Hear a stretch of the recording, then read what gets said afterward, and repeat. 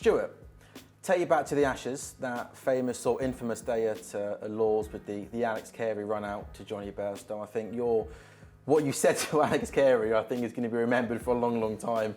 You came to the crease, and would you like to remind everybody what you famously said to Alex Carey? I was a bit remiss at the time. I think I said, that's all you'll be remembered for. Yes. I also did say that's the worst thing I've seen in cricket, which I can guarantee it wasn't the worst thing I've ever seen in cricket. It's up there though, isn't it? It's up there. Okay, it's a famous phrase, and I think, when I think of Alex Carey, that's the phrase that I think of now, okay? It carries a lot of weight. So I've got some of your former teammates in front of you and some of your most famous opponents. We have a little scroll through.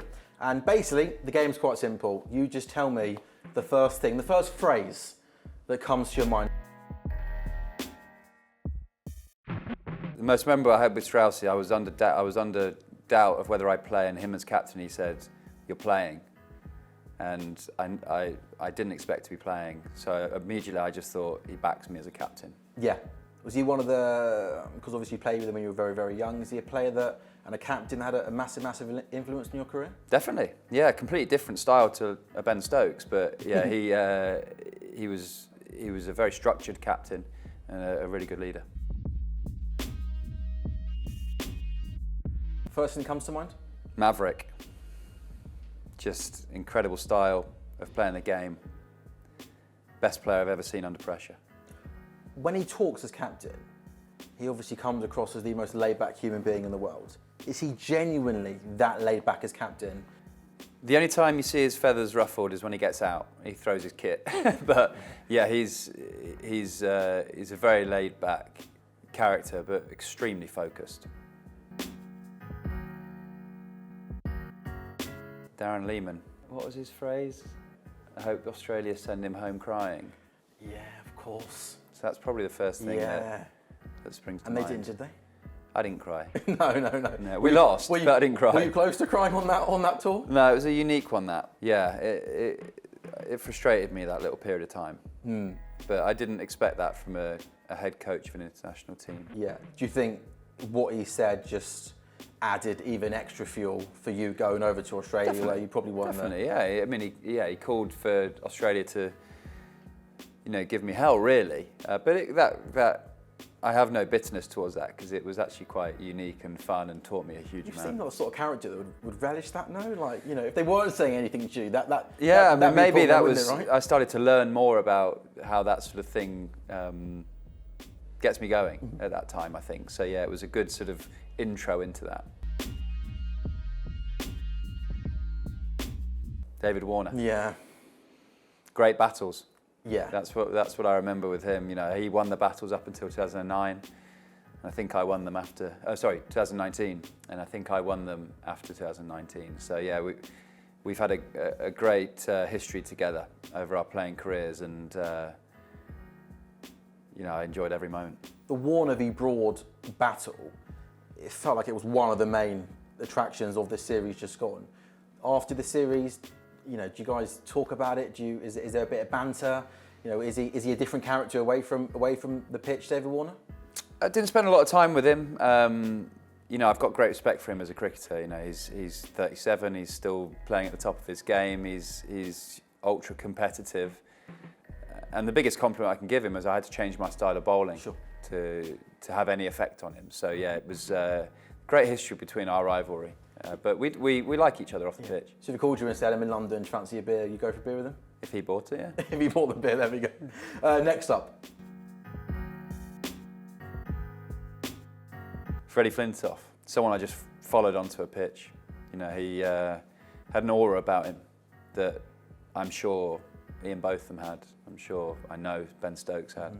Just someone you wanted to follow, and thrilled he's getting back involved with English cricket, because he's a very influential guy. Yeah, how special was that when you saw him? I think it caught us all by surprise, didn't it? In that one-day series when we saw him back. He's been a great supporter of this team under Baz and Stokes.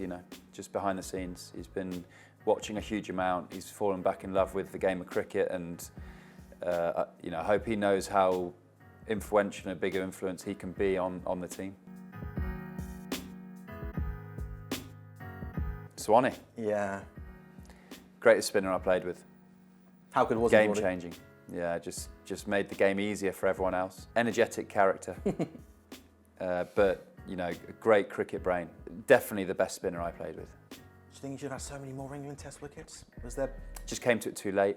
He was 29, I think. Peaked as experience, so he came into the game knowing he came into Test cricket knowing his game. But I'd love to have seen him get an opportunity at 23, 24. And away from the cricket pitch, is he one of the best characters you played with in terms of personality? He didn't let the change room go quiet. Yeah. Would be the nicest I way can of saying imagine, it. yeah.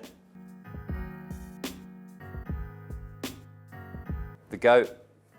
Yeah. Who do you think I mean by that? Well, not yourself, obviously. But no. Jimmy Anderson, yeah. One of my great mates, bowling partner, feels like for life. Do you know what I mean? It's we've been together so long. Great communication between the two of us, and you know, my only wish now for him is that he goes and gets 700 Test wickets. Yeah. Can you believe he's still going? Yeah, he's an addict. Yeah. He loves it. Is he ever going to retire, do you think? I don't think he will by choice. No, he'll just just be keep going. stretching off the pitch. Yeah, he could easily still be going at 43, 44, just playing like 3 games a year. Yeah. Do you know what I mean? He just, he loves it. How hard was it for you to knock on his door at the Oval and tell him that? Yeah, very difficult. Was that one of the hardest moments of your career? Yeah, I actually say in the book, I told the real story of where I tried to go and get a coffee and we just had fans next to us, and so I couldn't actually tell him. I was just desperate to tell him alone. All the time. And there was just people like stood by us listening. Yeah. So, yeah, he'll be a friend for life, and our family is very close. KP, one of the best ball strikers I played with. Match winner. Turned up at big occasions. When I think about him, obviously there's amazing runs he scored in Test cricket, but he basically single-handedly won us the T20 World Cup in 2010. Just batted number 3, played on the front foot all the time, and taught a generation of England cricketers how to win. I think, you know, an attitude to take on top-level sport. Gary, Nathan Lyon. Just Gary, that's it. It's Gary. Yeah. Chirpy? Yeah, talkative. Yeah. Not chirpy. No. Just love talkative. Yeah. Not loads of quality comes out when he's talking, but it just wants to talk. I think Yeah. it's like a nervous thing for him. Really? Fine bowler. You know, great story to come off the ground staff at Adelaide, I think, to then play Test cricket, to cope with the pressure of following Shane Warne. I think he's been incredible, and when his time comes, Australia will miss him greatly. Ricky Ponting, well, probably one of the players I've been starstruck by. Really? On the field, you know, played against him in 2009. One of my proudest moments getting him out, couldn't believe it. You know, got Ricky Ponting out. Ultimate competitor, gave you nothing on the field. But one of the nicest guys off it. I managed to commentate with him after, and he was such a nice guy. I couldn't believe it. I almost expected him to be a bit awkward. Yeah. You're disappointed about that? Yeah, I was like, you're actually nice. I don't like you. But he's such a good commentator, isn't he? He was incredibly competitive and just lived by this sort of fear of wanting to be seen as a warrior, and you know, incredibly difficult to bowl at. On AM, on DAB, via the talkSPORT app and on your smart speaker. talkSPORT.